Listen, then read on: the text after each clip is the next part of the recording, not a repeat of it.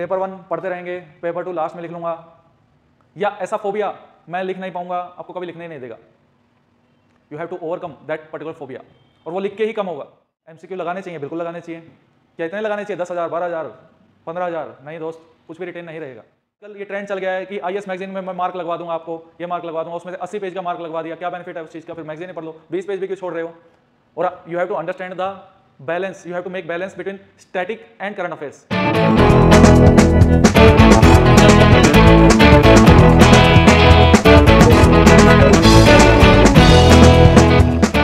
Everyone, welcome back to AVKS academy. मैं नवीन शौकत एक बार फिर से स्वागत करता हूं एवीकेएस के प्लेटफॉर्म पे।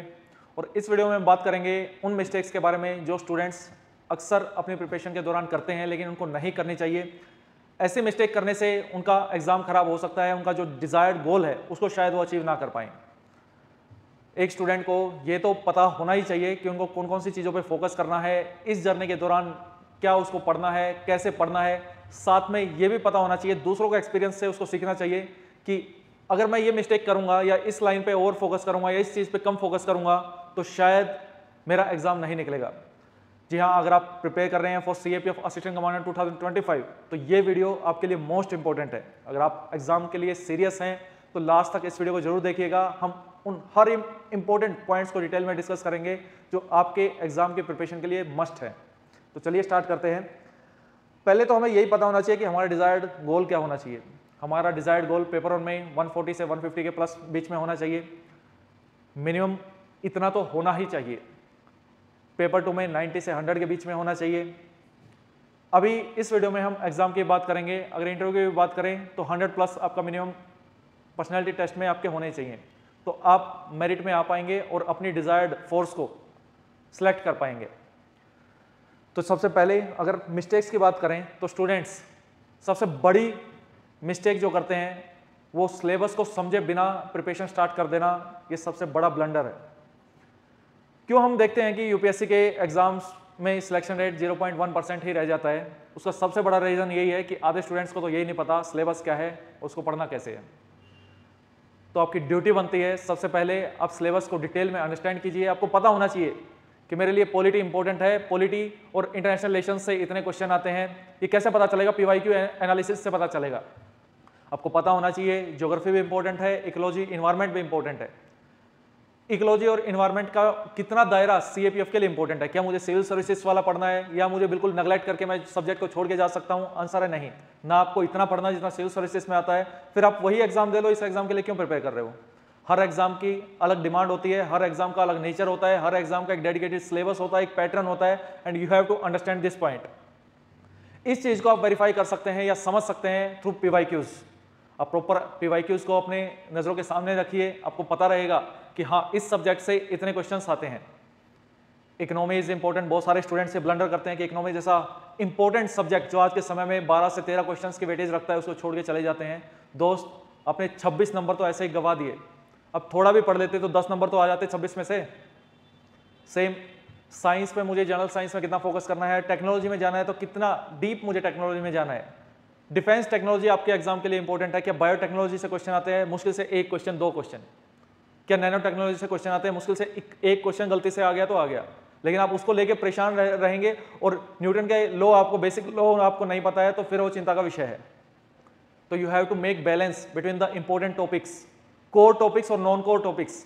You have to understand the syllabus through PYQs, you have to understand the subject. एक डेडिकेटेड सब्जेक्ट वाइज अप्रोच आपकी होनी चाहिए। और सेकंड, जो मिस्टेक स्टूडेंट्स इस चीज को ही करते हैं कि उन्हें पता नहीं रहता कि मुझे पढ़ना कैसे है और क्या पढ़ना है, किस दिन क्या पढ़ना है। They don't have a proper schedule, they don't have proper plan. जब प्लानिंग ही नहीं होगी तो एग्जीक्यूट किसको करोगे? दोस्त, आप सीएपीएफ के लिए प्रिपेयर कर रहे हो और सीएपीएफ प्लानिंग के लिए जानी जाती है। असिस्टेंट कमांडेंट का रोल ही प्लानिंग से शुरू होता है। आपके पास प्लान नहीं है तो we have provided a dedicated study plan, day wise planner, जिसमें आपको पेपर 1 का पेपर 2 का मेंशन है, टेलीग्राम चैनल पे ऑलरेडी प्रोवाइड करवा चुके हैं, आप वहां से जाके देख सकते हैं। तो एक प्रॉपर प्लान होना चाहिए और सिर्फ प्लान होने से काम नहीं चलेगा, उसका टाइमली एग्जीक्यूशन होना चाहिए, तभी आप डिजायर्ड गोल अचीव कर पाएंगे। लंबी जर्नी है दोस्त, you have to understand this point also कि ये जर्नी थोड़ी लंबी है। It's a marathon, not 100 metre race. आपको भागते रहना है डेली 6 घंटा, कभी 7 होंगे कभी 5 होंगे, 6 घंटा 7 घंटे की एवरेज मेंटेन करने की कोशिश कीजिए। अभी बिल्कुल जीरो पे है, 0 से 2 घंटे आइए, 2 से 4 आइए, 4 से 6, एग्जाम टाइम पे आते आते अपने आप 8-9 घंटे पे पहुंच जाएंगे। वही गोल है, और रिटेन करना है, चीज़ों को रिवाइज करना है। नेक्स्ट अगर बात करें मिस्टेक की, over focus on current affairs and newspaper.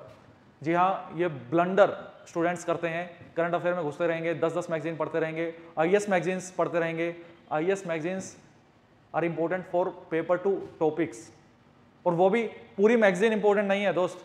आजकल ये ट्रेंड चल गया है कि आईएएस मैगजीन में मैं मार्क लगवा दूंगा, आपको ये मार्क लगवा दूंगा, उसमें से 80 पेज का मार्क लगवा दिया, क्या बेनिफिट है उस चीज़ का, फिर मैगजीन ही पढ़ लो, 20 पेज भी क्यों छोड़ रहे हो। और you have to understand the balance, you have to make balance between static and current affairs. यार वन वर्ड क्वेश्चंस आते हैं, इसका आंसर वन वर्ड रहता है, ऐसे क्वेश्चंस आते हैं करंट अफेयर में पेपर 1 के। हालांकि स्टेटमेंट में भी वो जनरलाइज फैक्ट ही पूछ रहा है आपसे कि पर्टिकुलर अवार्ड उसको मिला, वो पर्सनैलिटी कहाँ से बिलोंग करती थी। एक जनरलाइज वे में आपको चीज़ों को पता होना चाहिए, और सीएपीएफ और सिविल सर्विसेज में डिफरेंस है, ये बात हमेशा याद रखिएगा। न्यूज़पेपर पढ़ना है, ओवर बर्डन दिमाग पे बना देंगे, न्यूज़पेपर नहीं पढ़ा तो एग्जाम पास ही नहीं होगा। किसने बोला भाई? There are number of examples जिसने बिना न्यूज़पेपर पढ़े सीएपीएफ भी निकाला है और सिविल सर्विसेज भी निकाला है, इंक्लूडिंग मी। मैं तो इतना नहीं घुसा रहता था, हमारा भी एग्जाम क्लियर हुआ है। दोस्त, न्यूज़पेपर का मेन गोल आपकी इंग्लिश इंप्रूव करना हो सकता है, लैंग्वेज पे कमांड बनाना हो सकता है, कुछ हद तक नॉलेज इंप्रूव करना हो सकता है, लेकिन सिर्फ एग्जाम न्यूज़पेपर पढ़ने से निकलेगा या इस रिग्रेट में पड़े रहोगे कि मैं न्यूज़पेपर नहीं पढ़ता। एग्जाम ओरिएंटेड पढ़ो यार, ऐसी जगह जोर लगाना है जहां पे इनपुट कम लगे और आउटपुट ज़्यादा है। इसी के लिए डेडिकेटेड मैगजीन्स आती हैं। एवीकेएस की डेडिकेटेड मैगजीन है, 60 to 70 पेजेस में रहती है। वो क्यों बनाई रही है? क्यों पूरा न्यूज़पेपर का कंपाइल करके 200 पेज का नहीं बना दिया उसको? उसकी नीड ही नहीं है उतनी। 10 से 15 क्वेश्चंस के बीच में रहते हैं, इसमें कुछ इन्फॉर्मेशन स्टैटिक रहती है और जिसमें डायमेंशंस भी क्लियर हैं, sports section, defence section, award section, ये सेक्शन, वो सेक्शन, इंटरनेशनल रिलेशंस, स्कीम्स, बिल्कुल डिफाइंड एरियाज हैं, उन एरियाज में से क्वेश्चन आना है। तो दिस इज द टाइम कि आपको स्टैटिक पे ज़्यादा फोकस करना चाहिए करंट अफेयर्स के कंपैरिजन में। बहुत सारे स्टूडेंट डिसएग्री हो सकते हैं इस बात से, लेकिन this is the hard truth my dear friend. Lack of paper 2 practice. Paper 1 पढ़ते रहेंगे, पेपर 2 लास्ट में लिख लूंगा, या ऐसा फोबिया मैं लिख नहीं पाऊंगा, आपको कभी लिखने ही नहीं देगा। You have to overcome that particular phobia, और वो लिख के ही कम होगा। प्रैक्टिस कीजिए रेगुलर बेसिस पे। टेलीग्राम चैनल पे वीकली बेसिस पे एक टॉपिक मिलता है, न्यूज़ रहती है पेपर 2 की, सब कुछ तो फ्रीली अवेलेबल है मेरे भाई। फिर भी नहीं पढ़ पाओगे तो फिर कैसे करोगे? फिर ड्रीम छोड़ दो ऑफिसर बनने का। क्यों अपना टाइम और एनर्जी लगा रहे हो यहाँ पे? कहीं और लगाओ उस टाइम को, उस एनर्जी को। लेकिन ऐसा नहीं है, कोशिश आप कर सकते हो, आपको भी पता है यू कैन डू इट, इसलिए आप इस पार्ट को कर रहे हो। बस एक्शन नहीं ले रहे हो उस काम को करने के लिए, और एक्शन ले रहे हो तो रॉन्ग डायरेक्शन में एक्शन ले रहे हो। तो करेक्ट योर डायरेक्शन और एक्शन सही जगह लो और सही डायरेक्शन में एफर्ट लगाओ। पेपर 2 ऐसे आर्गुमेंट, रिपोर्ट राइटिंग बिना प्रैक्टिस के होगा ही नहीं यार, इस बात को समझिए आप। केवल एमसीक्यू प्रैक्टिस करते रहेंगे, मैं 10,000 एमसीक्यू लगा लूंगा, 12,000 एमसीक्यू लगा लूंगा। एमसीक्यू लगाने से एग्जाम क्लियर नहीं होता। उस एमसीक्यू का पर्पस क्या है, वो फुलफिल हो रहा है या नहीं हो रहा है, वो रिटेन हो रहा है नहीं हो रहा। एमसीक्यू लगाने चाहिए, बिल्कुल लगाने चाहिए। क्या इतने लगाने चाहिए? 10,000, 12,000, 15,000? नहीं दोस्त, कुछ भी रिटेन नहीं रहेगा। अब पीवाईक्यूज करो। सबसे पहले PYQs are more important than एक टेस्ट सीरीज कोई भी पकड़ ले जो ऑथेंटिक टेस्ट सीरीज है, बस इनफ है। अब उसी को प्रैक्टिस करते रहो, उसी को रिवाइज करते रहो। इतना ही समय है, 8-9 महीने में इतना ही हो पाएगा। पहले कॉन्सेप्ट्स तो पढ़ लो। एमसीक्यूज प्रैक्टिस करने से चलो कुछ फैक्चुअल इंफॉर्मेशन आपके पास आ भी गई, कॉन्सेप्ट्स वीक रह गए तो वीक ही रहेंगे। वो टेस्ट सीरीज में भी गलत हो रहे हैं, वो पेपर में भी गलत हो रहे हैं। एमसीक्यूज का पर्पस फुलफिल नहीं हो पाया। रियल पर्पस आपकी नॉलेज में कवरेज को बढ़ाना है। अब जो सिली मिस्टेक्स करते हैं उनको आइडेंटिफाई करना है, कॉन्सेप्चुअल मिस्टेक्स को आइडेंटिफाई करना है, फैक्चुअल मिस्टेक्स को आइडेंटिफाई करना है, उन टॉपिक्स को फिर से तैयार करना है जो क्वेश्चंस गलत हो रहे हैं या नहीं हो पा रहे हैं। This is the real purpose behind the test series. Next, over usage of social media. अब आप सोशल मीडिया पे ही देख रहे हैं, लेकिन that's why I use the word over usage. आपको पता होना चाहिए कि आपको किस टाइम कितना यूज़ करना है सोशल मीडिया का, कौन सा प्लेटफॉर्म यूज़ करना है। इंस्टाग्राम चलाना है नहीं चलाना, टेलीग्राम चलाना है नहीं चलाना, किस टाइम चलाना है। यू शुड हैव डिसिप्लिन यार, डिसिप्लिन लाइफ में। अगर अभी से हैबिट नहीं डालोगे तो बाद में कैसे हैबिट डलेगी।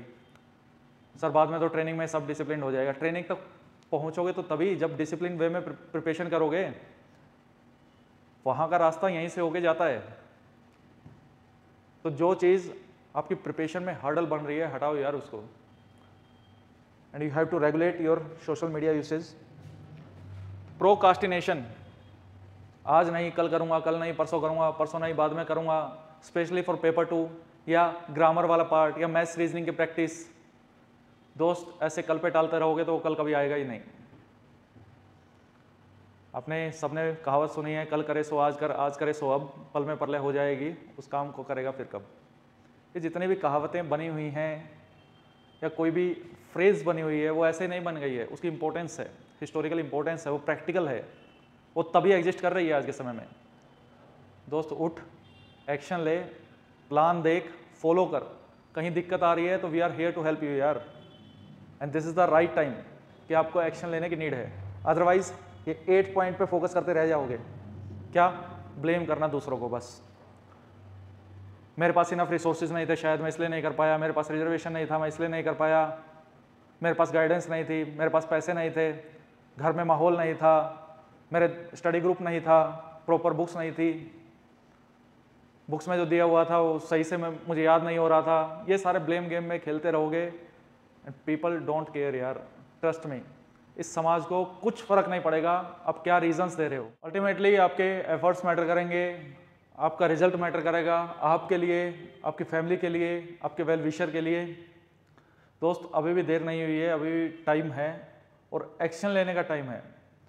मेरा ये वीडियो बनाने का पर्पज़ इतना सा है कि अगर आप में से एक पर्सन भी इस वीडियो को सुन के शायद टाइमली एक्शन लेने लगे, एक प्रॉपर प्लान से अपनी स्टडी करने लगे, अपनी कोशिश करने लगे, तो शायद वो अपने डिज़ायर गोल को अचीव कर सकेगा। तो उसमें ही मेरा पर्पज़ फुलफिल हो जाएगा। इट्स अप टू यू कि आप अपनी लाइफ का पर्पज़ कैसे फुलफिल करते हैं। Thank you so much. जय हिंद।